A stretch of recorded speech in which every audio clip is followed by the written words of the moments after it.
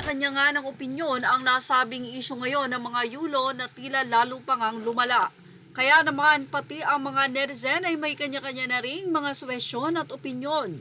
Dapat daw ay magkaroon ng batas ang mga magulang na pwede itong bigyan ng mga anak o suportahan.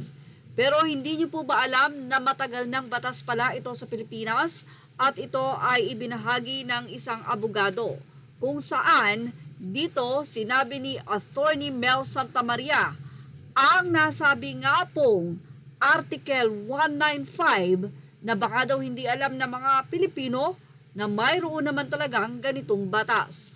Ano nga po ba ang nasabing nilalaman ng batas na ito na ibinahagi ni Attorney Mel sa kaniyang Twitter? Narito po at i-research natin matapos ngang sabihin ni Attorney na kahit ano pa mang sama ng loob, meron si Carlos Yulo sa kanyang mga magulang. Bilang siya ay isang anak, dapat tulungan niya ang mga ito. Kaakibat niyan, narito ang nasabing artikulo. Mula sa 195 article, sa batas na ito, Article 195 of the Family Code, this article explicitly lists of the order of persons who are obliged to support each other, which includes parents and their children. As per this code, children are bound to provide support to their parents when they are in need. Nature of support. The support contemplated in the Family Code includes everything indispensable for sustenance: dwelling, clothing, medical attendance, education, and transportation. Criteria for support. The support should be in keeping with the financial capacity of the giver and the needs of the recipient. It's not about providing luxury, but addressing basic needs. 4. Reciprocal duty. While children are obliged to support their parents, it's essential to note that the obligation goes both ways. Parents are also bound by law to support their children, especially when there are minors or incapacitated. Limitations and exemptions. If a parent has failed in their duties to their children, or if there was abandonment, neglect, or abuse, the obligation for the child to support the parents might be negated or limited. Legal advice should be sought on these situations.